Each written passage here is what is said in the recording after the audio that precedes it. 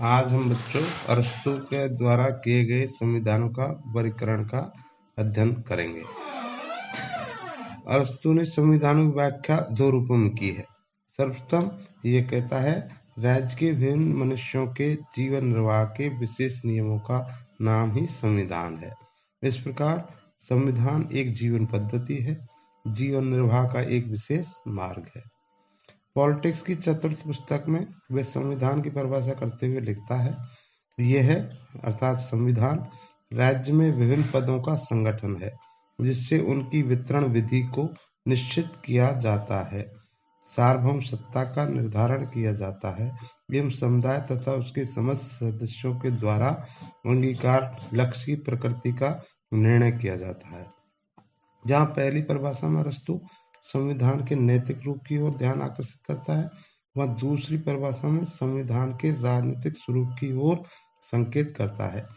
संविधान केवल जीवन निर्वाह की पद्धति नहीं, राज्य के प्रशासन की व्यवस्था का नाम भी है।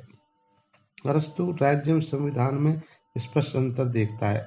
वास्तव में अरस्तु से पूर्व संविधान और राज्य को पृथक पृथक वर्णित नहीं किया गया था, परंतु जहाँ एक ओर अरस्तु राज्य और संविधान के बीच अंतर स्पष्ट करता है, वह दूसरी ओर स्वयं ही वह कहता है कि संविधान द्वारा ही राज्य का स्वरूप निर्धारित होता है।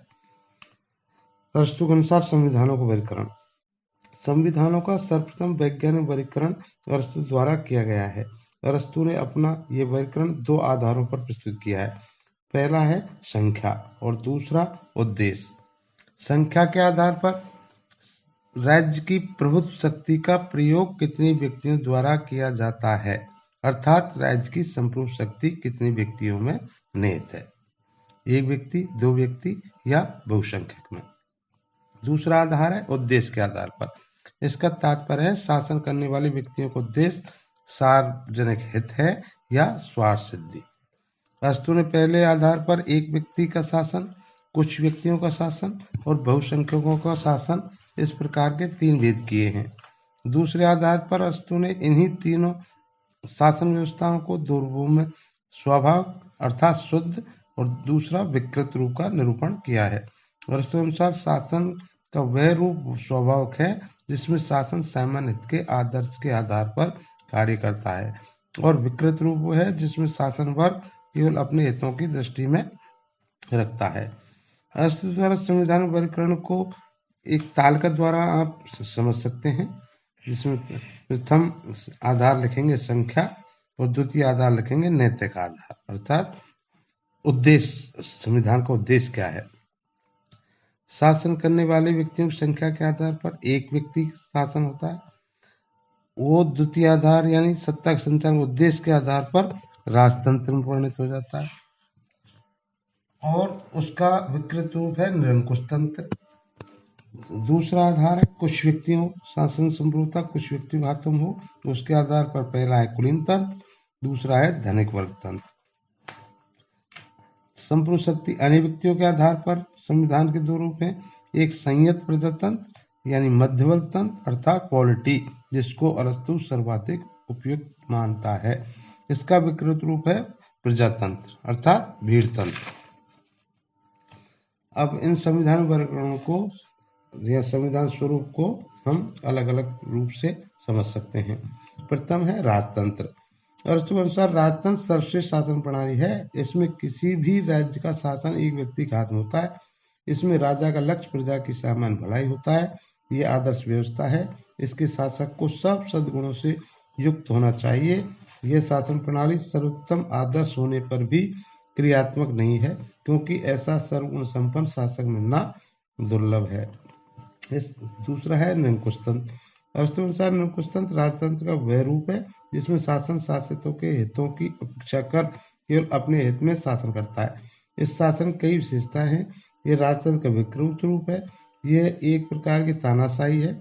ये धोखे द्वारा कानून की चिंता न करते हुए स्वहित पर आधारित है। तीसरा है कुलीन तंत्र।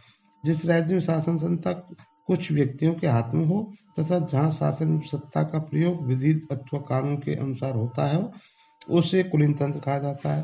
अरस्तु धारणा है कि केवल यही ऐसा शासन विधान है जिसमें अच्छे नागरिक एवं अच्छे व्यक्ति के गुणों में पूर्ण रूपेण समानता होती है। अगला है धनिक तंत्र।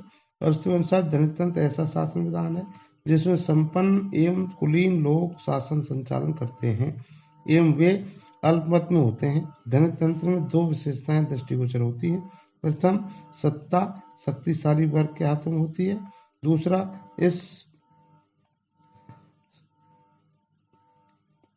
संपत्ति भूस्वामियों की संख्या अल्पमत में होती है। अगला है सर्वप्रजातंत्र अर्थात मध्यवर्ग तंत्र अर्थात पॉलिटी। पॉलिटी का सर्वप्रजातंत्र का अर्थ सारी जनता का तथा सारी जनता के हित के लिए किया जाने वाला शासन है। हमें यह स्मरण रखना चाहिए कि अरस्तु भविष्यवाणी दार्शनिक था, उसे अतिवादता पसंद नहीं थी, अतः राजतंत्र और कुलीतंत्र की अप्रभावता को देखते हुए उसे सर्वप्रजातंत्र अथवा पॉलिटी ही सर्वश्रेष्ठ शासन प्रणाली जान पड़ी। उसका स्वर्ण मध्य मार्ग उसे एक ऐसे संविधान को स्वीकार कराना चाहता है जिसमें न तो निरंकुश तंत्र और न धनिक तंत्र के दोष हों और इन्हीं संपूर्ण जनता की अराजकता, ये मध्य मार्ग सर्वप्रजातंत्र ही है। अगला है प्रजातंत्र। प्लेटो की भांति अरस्तु भी प्रजातंत्र का आलोचक है, किंतु वह इसके गुणों को भी स्वीकार करता है। अरस्तु के अनुसार प्रजातंत्र का सबसे बड़ा दोष है कि इसमें निरपेक्ष समानता के तत्व पर बहुत बल दिया जाता है और सब नागरिक विभिन्न प्रकार की योग्यताओं का विचार न करते हुए समान माने जाते हैं। धनी, निर्धन, अनपढ़, पढ़े लिखे, विद्वान और मूर्ख बराबर समझे जाते हैं। एक अरस्तु के संविधान वर्गीकरण की मुख्य विशेषता है संविधानों में चक्रीय परिवर्तन। वो कैसे होता है, ये इम्पोर्टेंट है, ध्यान रखना। अरस्तु ने संविधान के वर्गीकरण के साथ साथ राजनीतिक परिवर्तनों का एक काल चक्र भी प्रस्तुत किया है जिसमें साइकिल थ्योरी ऑफ गवर्नमेंट कहते हैं। अरस्तु की धारणा है कि जिस प्रकार ऋतुएं स्वाभाविक रूप से बदलती रहती हैं उसी प्रकार शासनों में भी परिवर्तन का चक्र चलता रहता है। राजनीतिक परिवर्तन का यह चक्र राजतंत्र से प्रारंभ होता है और क्रमशः निरंकुश तंत्र, कुलीन तंत्र, धनिक तंत्र, पॉलिटी और प्रजातंत्र के बाद अंत में फिर से राजतंत्र के रूप में परिणत हो जाता है। अरस्तु अनुसार संविधान का श्रेष्ठ रूप राजतंत्र है, पर यह जब राजा जनहित से मुंह मोड़कर अपने स्वार्थ की सिद्धि में लिप्त हो जाता है तब राजतंत्र निरंकुश तंत्र में बदल जाता है। कुछ समय बाद निरंकुश शासन के अत्याचारों से पीड़ित होने के कारण कुछ अच्छे और योग्य व्यक्ति कुलीन तंत्र की स्थापना करते हैं।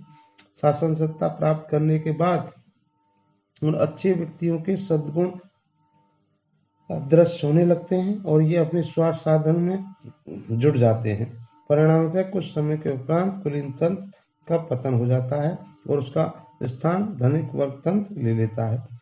धनिक तंत्र अपने निस्वार्थों की पूर्ति के लिए जनता का शोषण करता है। परिणामतः जनता बगावत कर देती है और धनिक तंत्र पॉलिटी में परिणत हो जाता है। पर समय की गति के साथ साथ इसका रूप दूषित होता जाता है। अव्यवस्था फैल जाती है और करिश्माती नेता भीड़ के हितों पर जोर देने लगते हैं तो वह प्रजातंत्र कहलाने लग जाता है। अरस्तु अनुसार ये संविधान का निकृष्टतम रूप है क्या, प्रजातंत्र।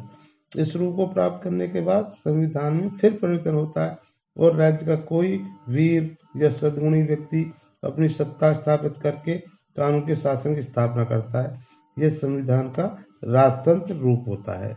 ओके बच्चों, ठीक, धन्यवाद।